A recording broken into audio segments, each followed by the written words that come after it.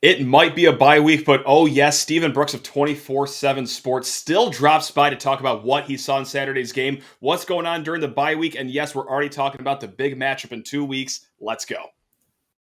Are Locked On Spartans, your daily podcast on the Michigan State Spartans, part of the Locked On Podcast Network. Your team every day.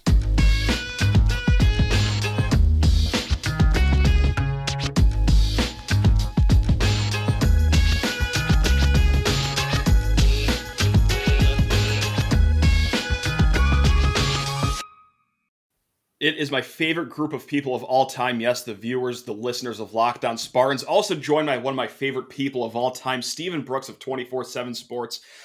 We're going to get to him in a hot second, but before that, hey, thank you so much for making us your first listen every single day here in the Locked On Podcast Network. We got a lot of news to get to. Right off the top here, hey, that game in 2 weeks in Ann Arbor, 7:30 p.m. kickoff on ABC. Number 2, yes, the first preseason AP Top 25 poll dropped for basketball today.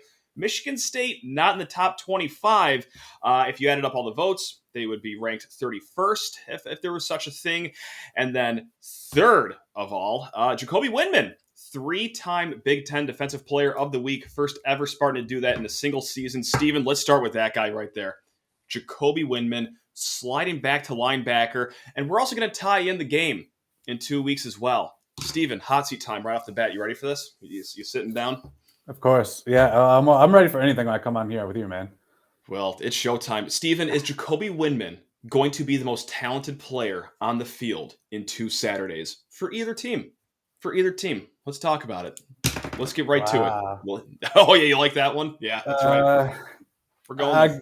I'm going to – no, he's not. No, actually, because he's not – I don't even think he's the most talented on MSU's team right now. And then, you guys – are you just saying defensive player or – I mean, I think you said all – yeah, no. Are you talking about Bryce Behringer? I think you're probably talking Bryce Behringer, actually, aren't you? I see right through you. You think Behringer's in that conversation, of course. Great at his craft. Jaden Reed, I think Keon Coleman has something to say about that. Mozzie Smith over at Michigan, I think, has something to say about that. Blake Corum, maybe even. There's maybe he'd be in that short list for sure. I mean, no doubt, it was impressive what he did against Wisconsin and all that. And if he wins it one more time, I just realized I got an email from Michigan State. He'd be the first ever 4-time winner of Big Ten Defensive Player of the Week. He's one of 6 ever to do it 3 times in a single season. If he wins it for a 4th time, that'll make history. Now, going back to the game Saturday, talking about the defense here, what was the most impactful thing that happened to Michigan State on Saturday between these 3 options? Xavier Henderson returning, Jacob Slade returning, or, hey, Jacoby Windmon sliding back to that linebacker position. What do you think helped Michigan State the most? If you could choose just one of those 3 incredible things that happened for Michigan State. Yeah, obviously all 3 help, but just choosing one, it's Windmon at linebacker because that ties into the entire like major shift that they made and played 4-3 almost that entire game. Yeah. And it's really interesting because I think that's going to stick around a while, and I've heard calls, people saying that they should go back to that and whatnot, even though they haven't been doing that in several years, consistently other than just here and there and whatnot. And look, I still don't agree with that because I don't understand, there's no logic in taking a defensive back off the field for a bigger, slower linebacker against a team like Washington, against an offense like Maryland, against an offense like Ohio State. So save me that. But in this game, it made sense. So you tip your hat to Scotty Hazelton and the defensive coaches because what does Wisconsin like to do? They want to run, line up double tight, bring a fullback out there and smash it right in your face. Braylon Allen's a converted linebacker, pushing 240, 250 pounds. And so it was the smart thing to do, by bringing a bigger body in there, playing 3 linebackers as much as they did. And Jacoby Windmon he said afterward, he felt he was back at home, at his position there. And man, it sure looked like a pretty smooth transition for him with all the plays he was making. That first interception was just textbook stuff. He said he recognized the formation, knew the route was coming right away. And you see his athleticism to recover and make that play there and set up Michigan State's first touchdown. 11 tackles. And then, the play of the game probably is that forced fumble. As much as the touchdowns and some of the offensive clutch plays were important, that forced fumble in the second overtime period can't be overlooked at all. So just the whole shift to a 4-3, I didn't see that coming necessarily, and it obviously worked out spectacularly. It was their best defensive performance Yeah. against the Power 5 team. They held Wisconsin under 300 yards. They gave up some big runs, but they weren't just getting gashed or just battered, in the face over and over and over the way Wisconsin wants to do. So, and I think it's good timing, because you trotted it out, got some experience. I'm very curious about, how that was all implemented and how basic they really were behind the scenes to sort of make a major shift like that midseason. Yeah. But I think it's going to stick around a little bit because Michigan's built the same way in terms of being a ground and pound type of offense who wants to run it straight at you. Illinois is built that same way. Those are the next two games. So I think people are probably going to be happy, and I assume that's going to be sticking around for a little while. Yeah, because I was going to say, like, does this sound like something that could be here for the long haul, or is it a game-by-game basis? Like, let's say Indiana rolls around and, they like to throw the ball seemingly 95 times a game for whatever reason. Like, do we go back to the old, 2-4, or how do you feel this shakes out here long-term? Yeah, I think you probably roll with it primarily, at least through Michigan and Illinois, and then, it's case by case after that, probably. Yeah. I think there are inherent advantages, and you can laugh and point at all the numbers and statistics and everything and say that they don't play the 4-2-5 well, but just personnel wise, like you're gonna want that versatility out there on the field against some of these different types of offenses. So I would think that I don't think this is a wholesale a marker, a line in the sand, and say, all right, we're a 4-3 team now moving forward. Mm-hmm. I don't think that. I think it's just situational, and it makes sense against these three opponents specifically. But that's still sort of Scotty Hazelton's bread and butter. That's what he's implemented here for a reason. So I do think they'll still go back to the 4-2-5 at some point. And keeping with the defense here, like the defensive line also, I thought had a superb game on Saturday. Maybe the best that we've seen them have all season. But specifically when it gets down to individual players, did anyone really stick out to you above anyone else, or do you think it was just a complete team effort there on that front? Yeah, I thought Simeon Barrow and Derek Harmon both flashed, at times. Jacob Slade, of course, you felt his impact, and maybe his impact was those other guys having those plays because of the attention that he draws.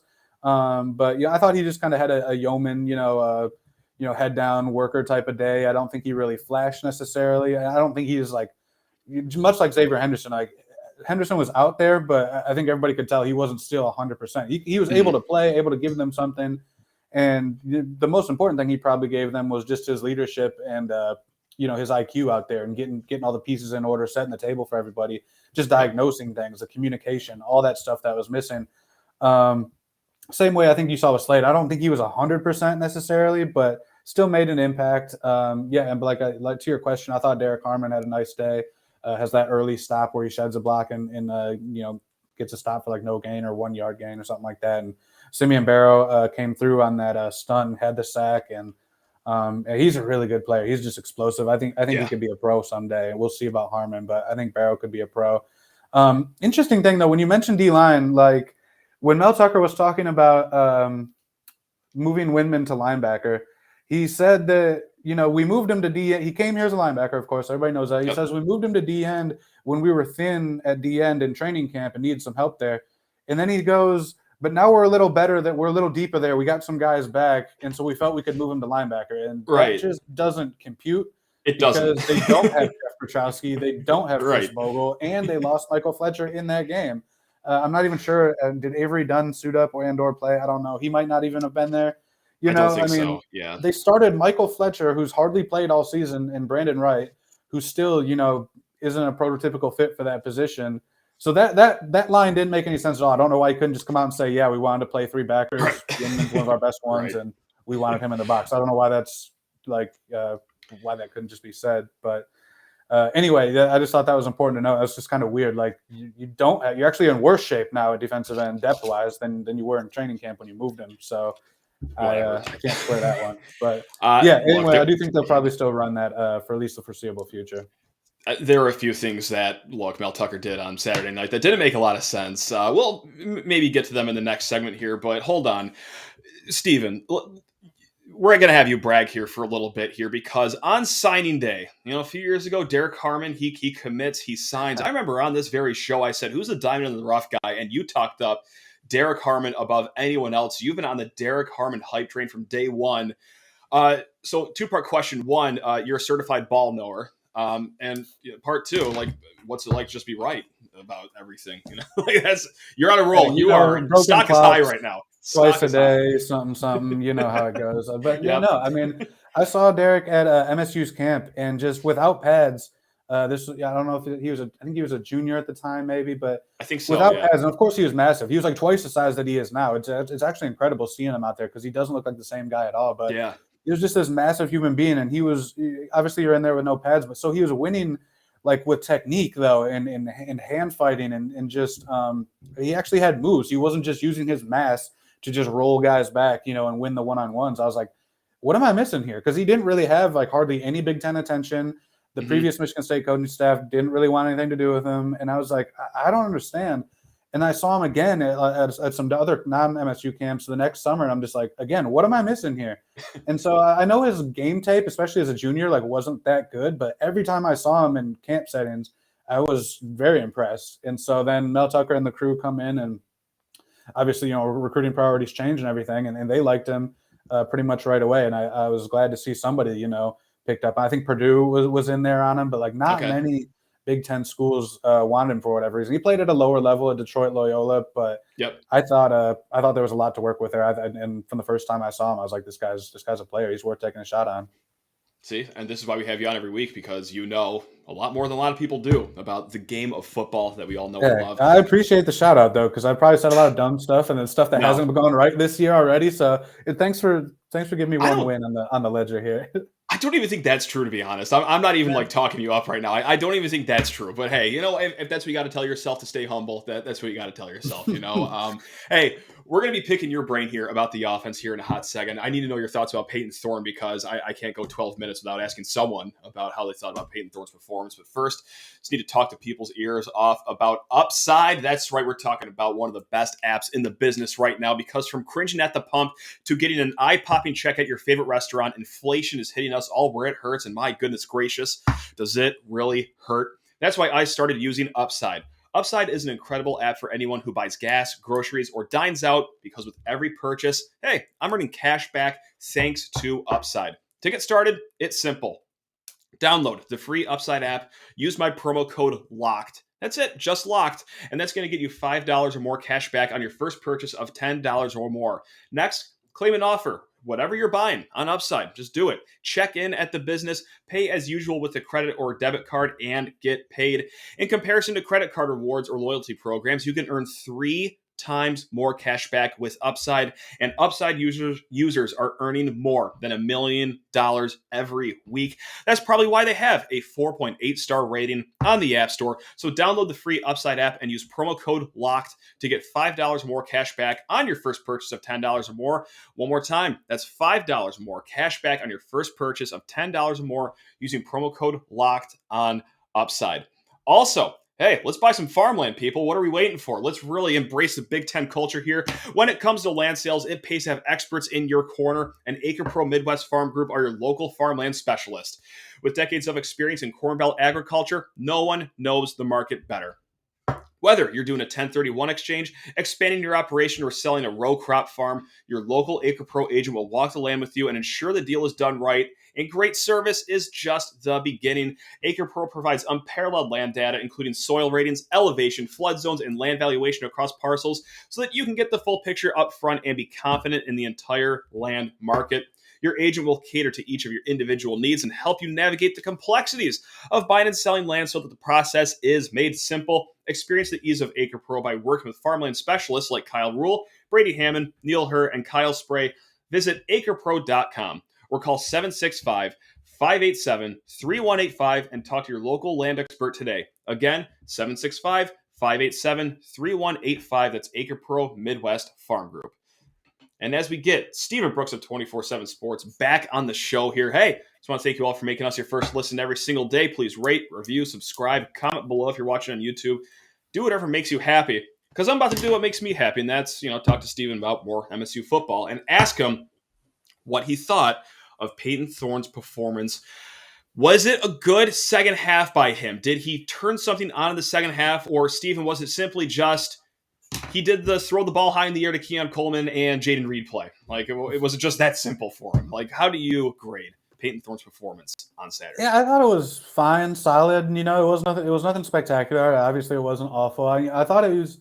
I thought what Payton Thorne did is like what they need out of Payton Thorne. Like I think it's clear at this point. Like he's just sort of an average to above average to sometimes good, you know, college quarterback. But mostly he just needs to be the guy that doesn't make mistakes. It manages the game. You know, as much as I know that has a negative perception.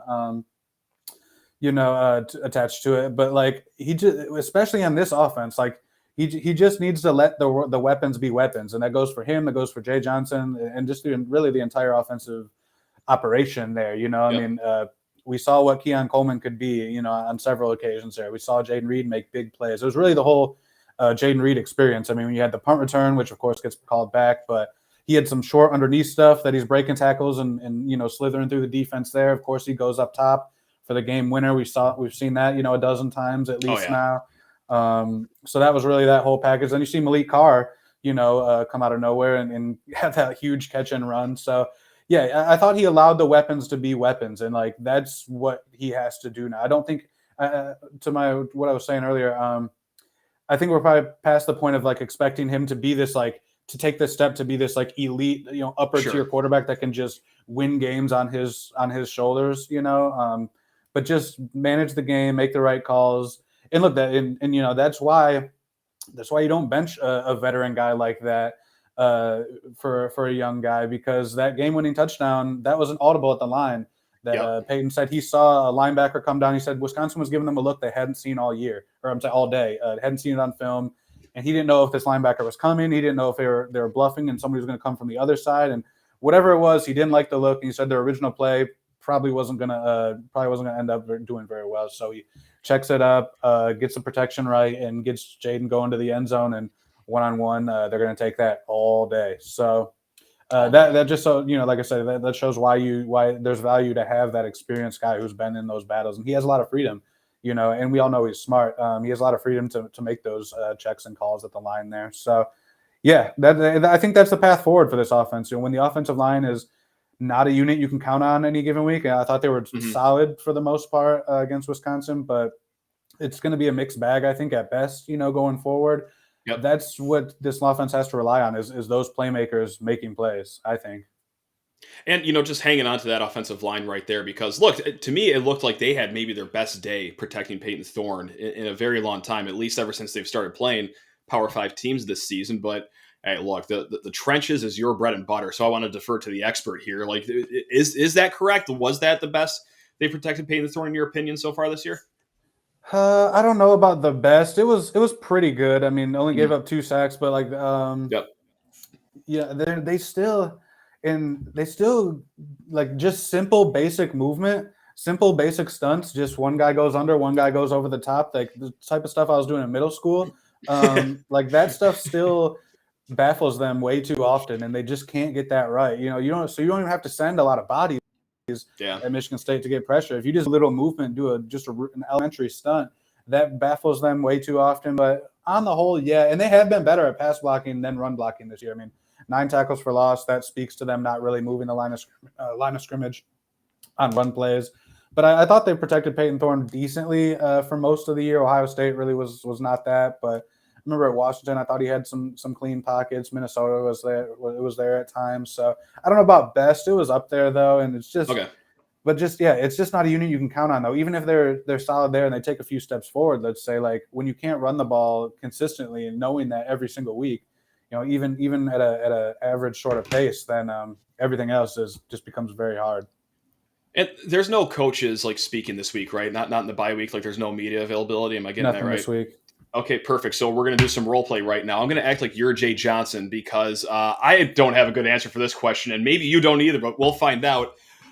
What was the point of running all of that tempo on Saturday? Like, hey, great, like 15-yard play. Let's all hurry up to the line really quick so we can run a play that's going to go 1 yard at best. I feel like the tempo plays they ran were getting 1.2 yards per play. So fake Jay Johnson, what was the point of running tempo the entire day on Saturday when it was just not working? Well, I guess I'd have to go back and see which parts you were talking about. But I mean, I do remember a few. Drove me And look, crazy. in theory, I like the idea of going hurry up after an explosive game. You've got the defense rattled, hurry up and get up there. You know what you're going to run and just go with it. But when the execution isn't there, and especially if you're going to call it some type of run play after a chunk gain, like that's all that momentum you just gathered, you just sort of hand it right back. When you're getting stuffed with line of scrimmage or whatnot. Right.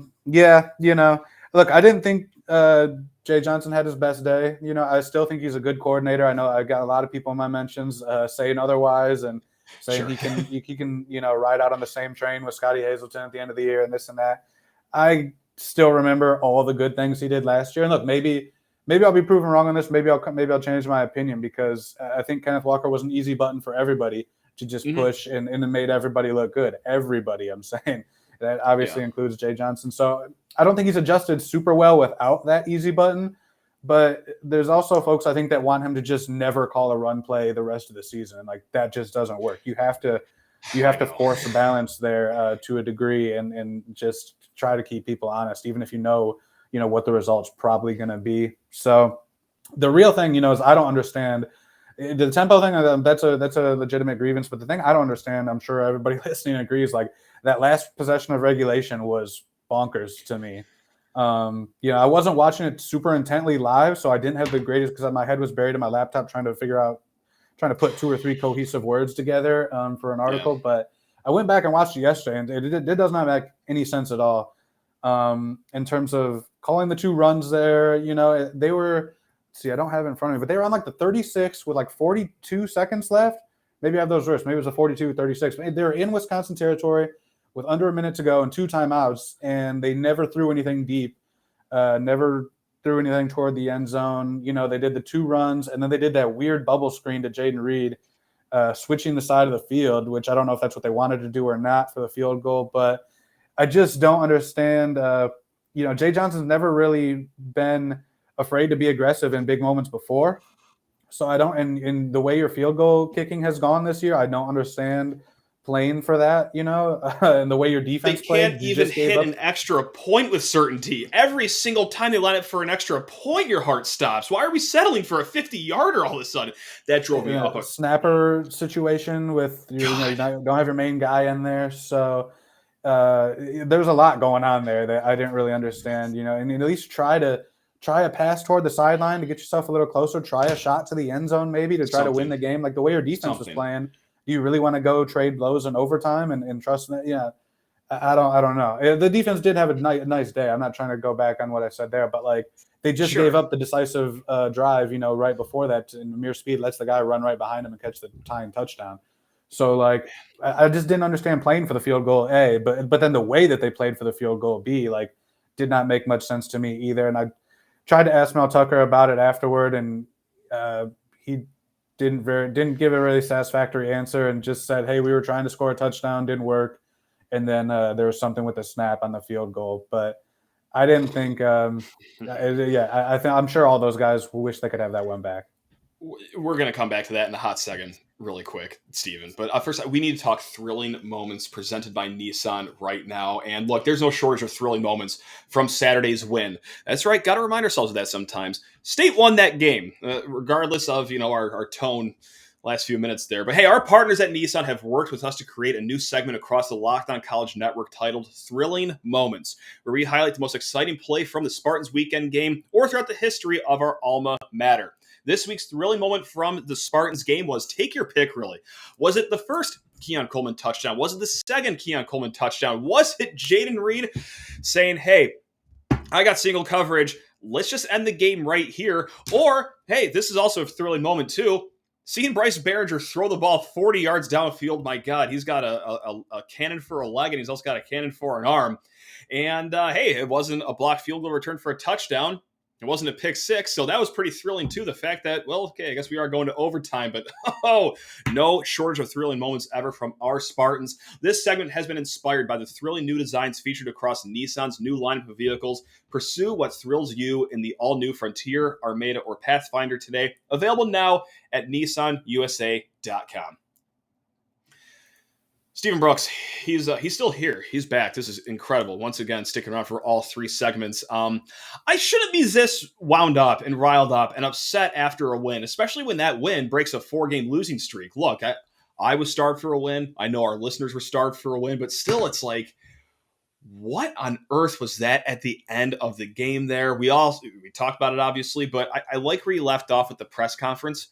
What was the general vibe of like the press conference, either with Mel Tucker, the team? Was it like relief? Was it like what was the vibe after the game there for the team, the people that actually matter, not just me, a lunatic fan?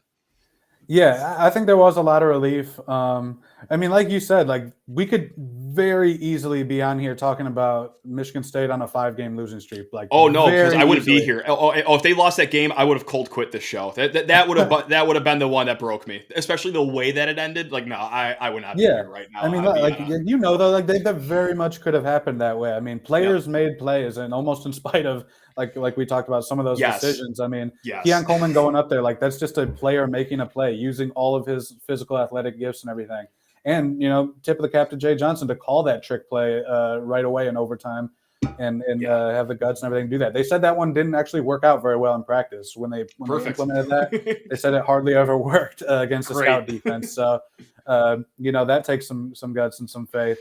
I think overall the mood was just a relief and like a man, like geez, like sort of a relief for sure, but just sort of a determined like thank God, and like let's get this thing back on track. I think it was pretty mature. They weren't acting like they won the Super Bowl, at least in the media room with us. I think they celebrated pretty good behind closed doors, as they should. As you should every time you could pick up a win. It's hard to do, but so it was a lot about so I asked Mel Tucker about the last possession. It was near the end of the press conference. It was one of the last 2 or 3 questions, I think. And like I said, he didn't really address it and didn't really say, yeah, we screwed this or that. And he just said, we tried to go for the touchdown. It didn't work. I think play calling would maybe suggest they weren't going for the touchdown. But I was trying to, just in fairness, I was trying to ask, like, at what point do you change the calculation? Because I'm sure when they got the ball to start the possession, they want to go score a touchdown. But it was very obvious the way they were managing things with the timeouts and the play calling that they were no longer going for the touchdown. So I was curious, like when that occurred, what those conversations were like, and then specifically on the field goal attempt, like what went wrong there. And he didn't really want to get into it, which is his prerogative. That's fine, I guess. Elsewhere, I mean, I think guys just felt like they needed to just change the mood, and they did. They couldn't go into that bye week with that stink of 5 straight losses hanging on them, and have a whole nother week of sort of negativity hanging over them and try to get back up to go play Michigan when these entire 2 weeks would be about, how bad Michigan's going to beat them, if they had lost that game. Right. So absolutely much needed. And we'll see, is it a turning point to get them to a bowl game and to sort of salvage something out of this season? Or was it just a one-day, feel good thing? Like I used the analogy last night on another show, like, was it just like the bowl of ice cream late night before bed that makes you feel good? Or was it like the real, like balanced, healthy meal that actually, That's a good one. Gets some things turned around for you and is actually what your body needs, and there were some answers found moving forward to try to turn this thing around. That's a great point. And hey, look, just like you said, just like we all know by now, you get to sit on this for 2 weeks before the next game. Do you have any insight of what happens during the bye week, actually, though, Stephen? Like, is it just practice as usual? Are they actually taking a rest? Or like what does happen during this bye week, if you could lend any insight of what's going on inside the program right now? Yeah, I tried to find out what the schedule was exactly. I didn't get an answer back yet, but I know today coaches are out on the road recruiting. I saw Mel Tucker was on a plane, I think last night actually. Most of the assistants, if not all, are out somewhere doing recruiting. I don't think they won't be gone all week. I don't think it's possible. I think the guys that are here are going to be doing weightlifting, conditioning type of stuff for at least a couple of days, maybe like Wednesday, Thursday, or Friday. Gotcha. They might do like a walkthrough and like 1 or 2 light practices or something and sort of make it a long preparation week for Michigan, but they're not going to go. Like today would be their first fully padded practice and everything, and then tomorrow would be a big hitting day, and Wednesday they another one. Thursday they do their walkthrough. So I think they'll probably get together and do some things, but with the staff, I don't know how many days exactly the staff's going to be out on the road to begin with. Gotcha. And point blank, how miserable are these next 2 weeks going to be on the internet. Because look, you're an esteemed journalist. You don't pick a side here, but you do follow a lot from both sides. I'm sure you're going to be in the crosshairs just listening to the bickering between the two fan bases, which I may or may not participate in. So sorry ahead of time, but like, is this the worst 2 weeks of the year? Let's just ask the question. I'll stop beating around the bush. Is this the worst 2 weeks of the year, Steven? Because I think this week it is. shouldn't be that bad. Next week probably we'll get there. Yeah. We'll see it's always determined by, like what the unexpected, right? I mean, I saw JJ McCarthy said something about like we're gonna bring Paul home, or I can't wait to get Paul or something last week. So had a little, minor, spark there. Somebody lock Braylon Edwards in a closet, make sure he doesn't do anything crazy or anything. He's our best shot. Honestly, he's our best guy these next 2 weeks here. That man always delivers when it's rivalry week for. Yeah, I'm getting a lot of griping about Michigan has hosted both night games now in the series, and MSU. They get every good time slot, but that's okay. I'm not bitter about it. That's fine. No, it's cool that they get every prime time slot. I think the major gripe of the week this week, and then next week maybe we'll get more trash talk focused and whatnot and all that. I don't know. I can't recall a time where both teams have had buys going into it. Maybe I'm just misremembering. State's had it plenty of times I can remember, and I think Michigan has at least a handful that I can recall. But both of them being on a buy right before, that could be something new or interesting. It's interesting. No and look, I mean, I think Michigan's a really good team. Like, I know that there's been questions about them, but I think they've answered every test so far. Like, all right, they beat all these losers. Well, can they go on the road? Yes. Can they beat somebody decent? Penn State comes in there, they blow the doors off them. Yes. So every question people have, they've kind of answered. I'm not saying they're flawless or that we're going to run the table in the Big Ten or anything like that, but they have been impressive, and I think they've backed up sort of that early hype that they got, and this they can go a long way when you've got an offensive line like that. You'll sort of see polar opposites in this game. Of course. And that being said, though, the way they want to play, I mean, they're not going to hit you over the top for 80, repeatedly like Ohio State would, or slice you up in the passing game like a Washington. They do play more of that Titan in a phone booth type of game like Wisconsin. So in that regard, like I give Michigan State a small outside shot here. I know we have more time to talk about this later and everything, but that's just sort of my early read on it. Is like Michigan style plays into Michigan State's hands a little more than if they were a true like hurry up spread, throwing the ball all over you type of team. So I am not predicting Michigan State to win this game. I don't know. I don't even know if there's anything that could happen in these next 2 weeks that would change my mind on that. But I do think meteor strike, perhaps. Positive PED test. Michigan finding more positive COVID tests that they could use at their dispense. Like that's all I can.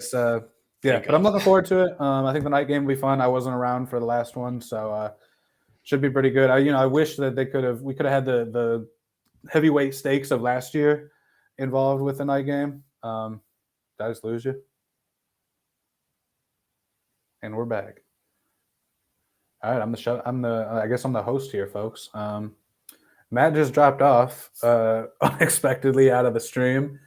I'm gonna assume something happened technically on his end. So I'm just going to shut up until he gets back, I guess. But thanks for watching. Thanks for listening. If this gets cut off abruptly.